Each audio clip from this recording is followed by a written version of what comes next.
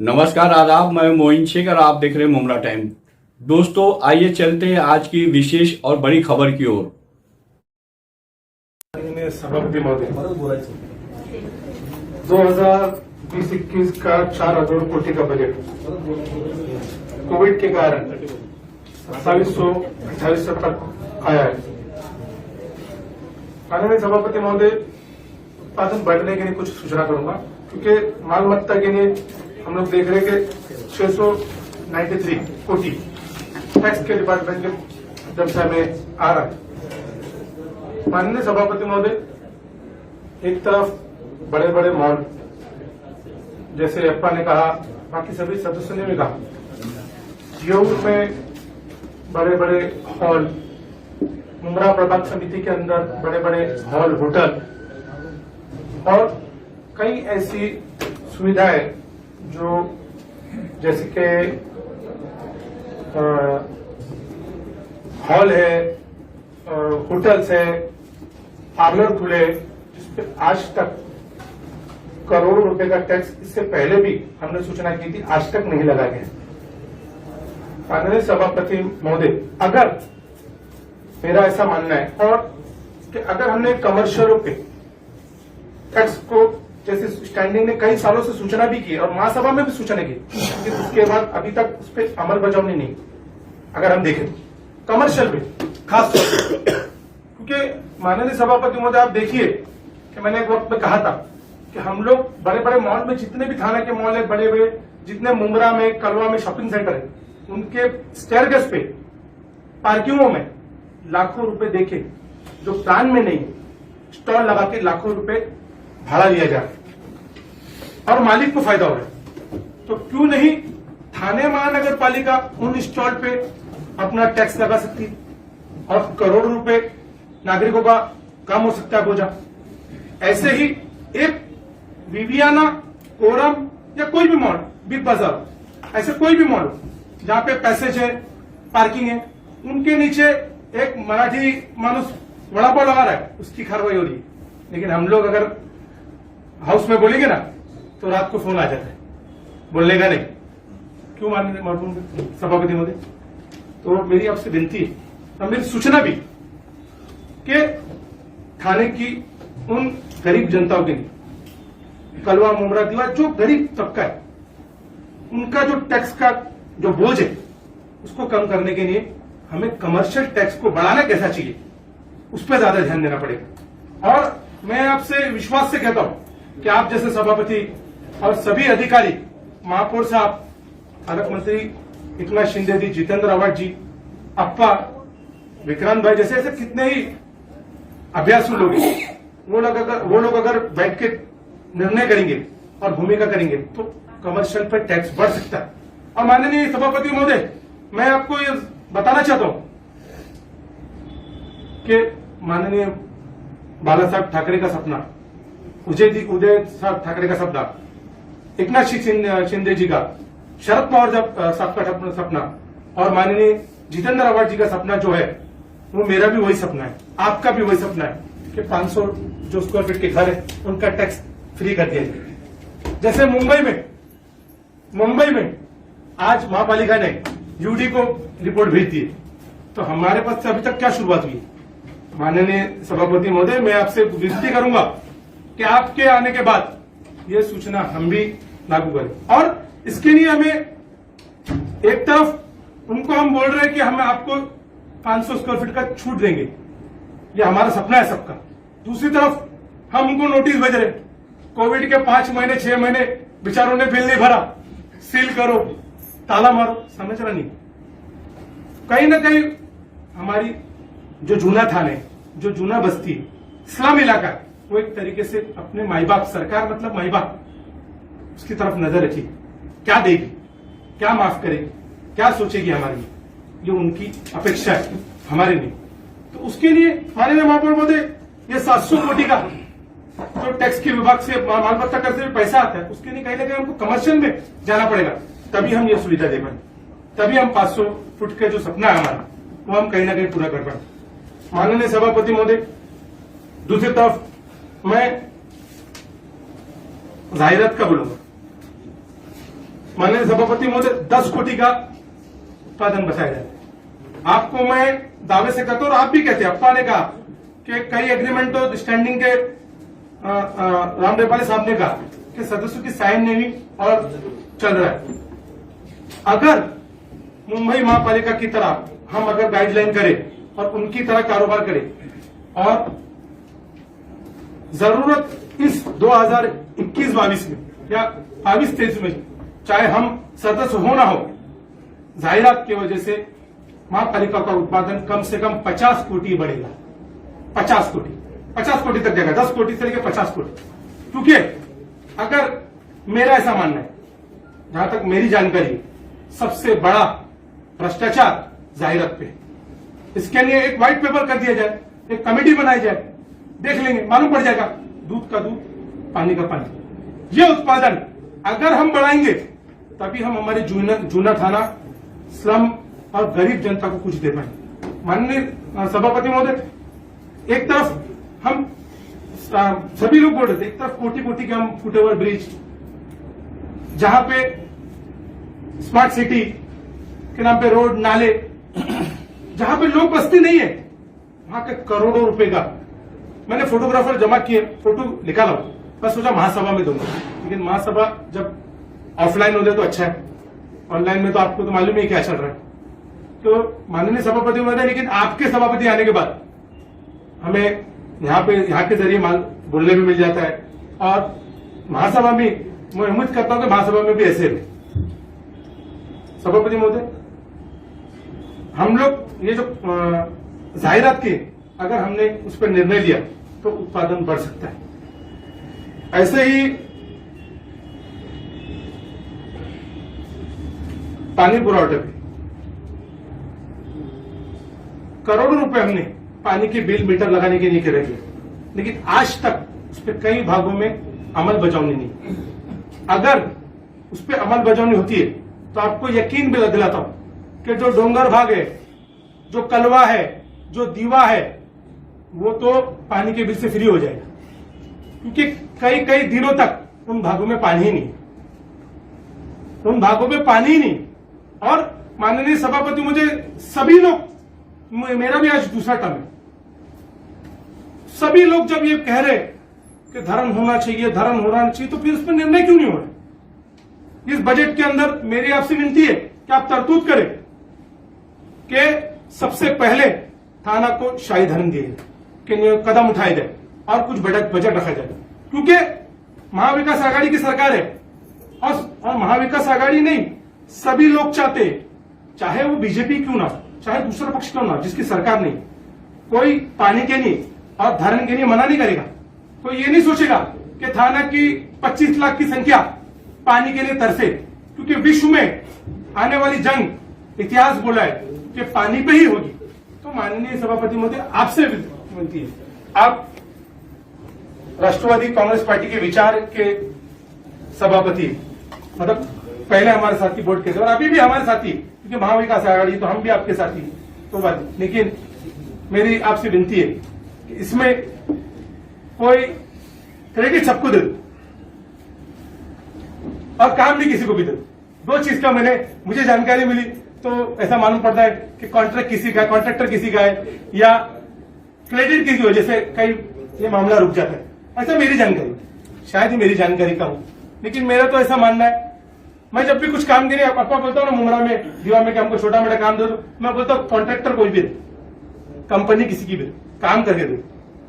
तो इसीलिए माननीय सभापति महोदय, आपकी इतनी विनती है कि थाने की 25 लाख जनता को हम लोग पानी के लिए बहुत तरस रहे, शायद धर्म के लिए अप्पा ने भी बोला, आप सभी सदस्य का मानना है, माननीय एकनाथ शिंदे जी है, माननीय जितेंद्र आव्हाड जी और हमारी सरकार है, अजीत दादा पवार जी, उदय ठाकरे जी, हम उनसे निर्णय करके, बात करके, आप तक मंडल बना के, सिस्टम सभी सीनियर लोग जाके हम थाना के धर्म का समस्या जो प्रश्न है वो मिटा सकते।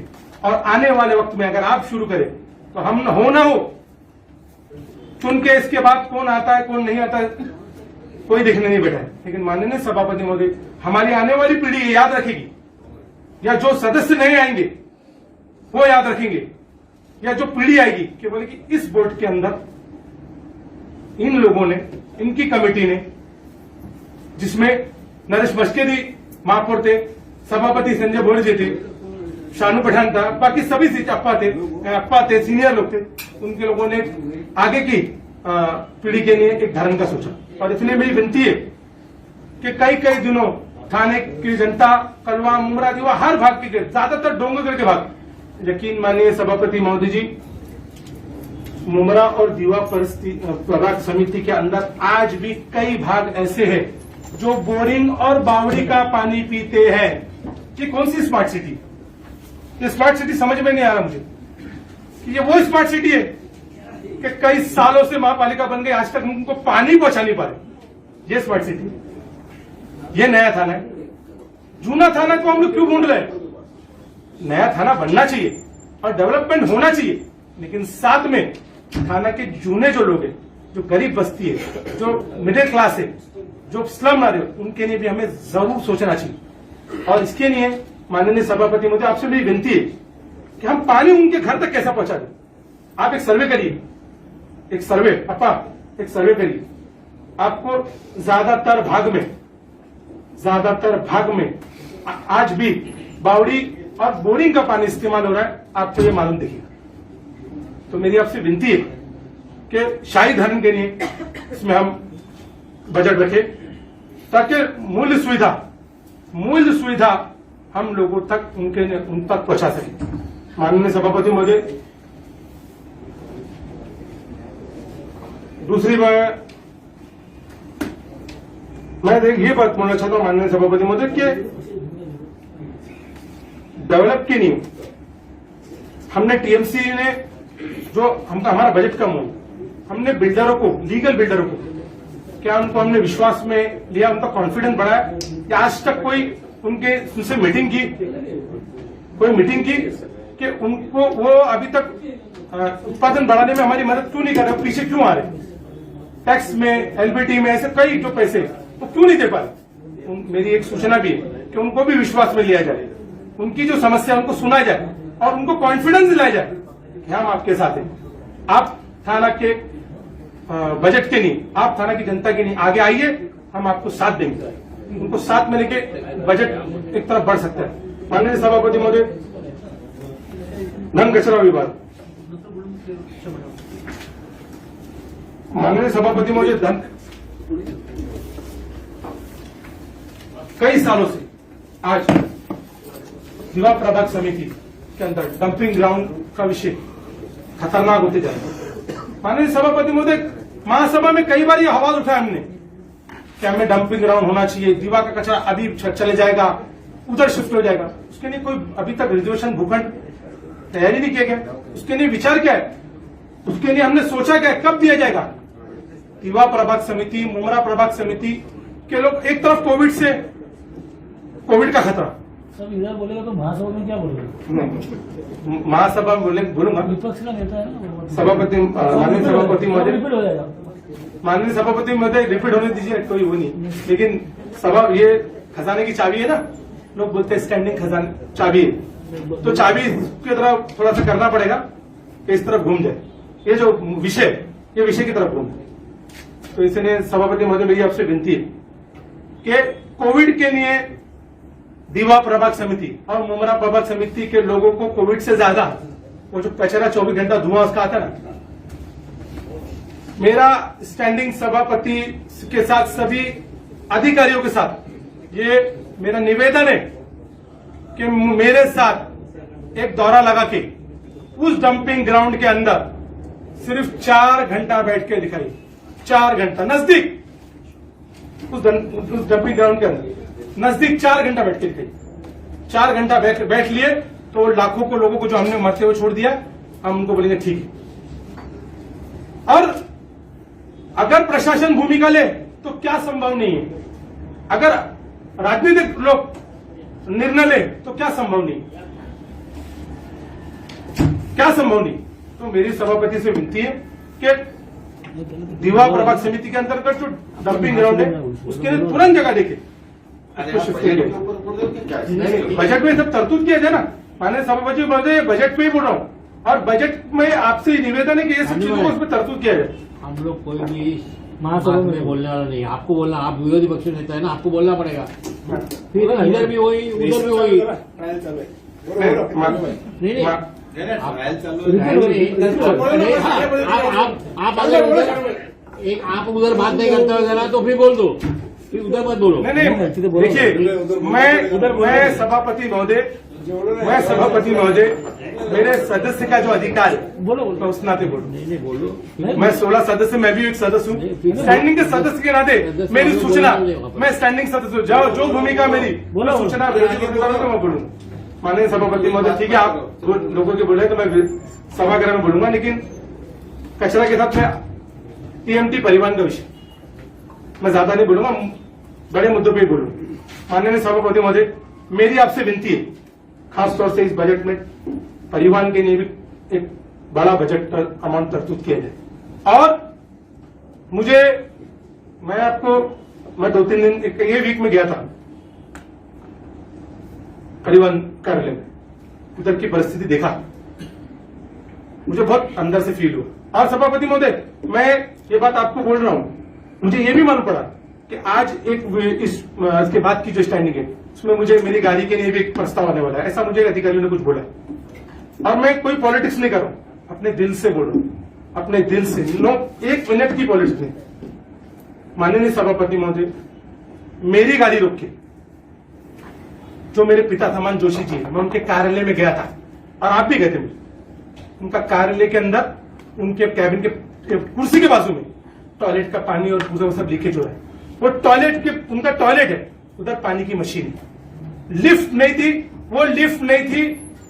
वो चढ़ के जाते थे। एक अपने पिता समान का व्यक्ति इतना भावुक था और इतना दुखी था, और अच्छा नहीं लगा। तो माननीय सभापति महोदय, ये कोई पॉलिटिक्स नहीं कर रहा, ना ही मुझे देखिए, हो सकता है मैं गाड़ी के विषय में अगर बोलूं तो ये बात मुझे भी मालूम है कि कई लोगों को गाड़ी की जरूरत भी है, परिस्थिति गाड़ी की खराब है। इसमें से मेरे भी 4 टायर खराब हो गए थे, गाड़ियां मेरी भी खराब हुई थी। मेरे ड्राइवर ने भी कई बार बोला गाड़ी सर बनाने देना पड़ेगी, पंचर हो गई है, टायर खराब हो चुका है, लेकिन इतनी भी खराब नहीं, वक्त निकल जाएगा। मेरी रिक्वेस्ट है सभापति महोदय, मेरे अगर सभी लोगों से आप अगर बजट देंगे तो बहुत खुशी की बात होगी, नहीं तो मेरी गाड़ी के वजह से जोशी काका को, उनको एक रिक्शा चाहिए, जिनके वहां से लेके यहां तक आने के लिए 2 घंटा लगता है, और लोग आने जाने के लिए रिक्शा नहीं मिलती, कोई सदस्य बहाना करता है, 2-2 घंटा वक्त लगता है, कोई उत्पादन नहीं। तो एक रिक्शा दे दी जाए और उनका कैबिन बनाया जाए, उनका टॉयलेट बाथरूम बनाया जाए, क्योंकि ये जो बाकी टीएमसी की बड़ी जो सुविधा है, जो बड़ी बजट है, वो तो सभापति महोदय आप खुद मीटिंग में थे। मुझे यकीन है कि आप परिवहन की सेवा के लिए बड़ा कदम उठाएंगे, और कांडा की जनता के बाकी सभी विषय मेरे बड़े भाई राम नेपाली साहब, जिन्होंने इतना ख्याल रखा है हमारा, तो उनकी मान रख रहा हूं। और सभी गोरे साहब के थे, बाकी सब विषय महासभा बोलूंगा और अपने भाषण को यही समाप्त करता हूं। जय हिंद, जय महाराष्ट्र, जय भीम। तो ये थी हमारी आज की खबर। देश और दुनिया की तमाम खबरों को जानने के लिए इसी तरह देखते रहिए मुमरा टाइम्स। और हाँ दोस्तों, हमारा हौसला बढ़ाने के लिए आप हमारी वीडियो को लाइक करें और चैनल को सब्सक्राइब भी करें। तो दोस्तों, फिर मिलते हैं एक नई खबर के साथ। तब तक के लिए अपना ख्याल रखें, सुरक्षित रहें। जय हिंद।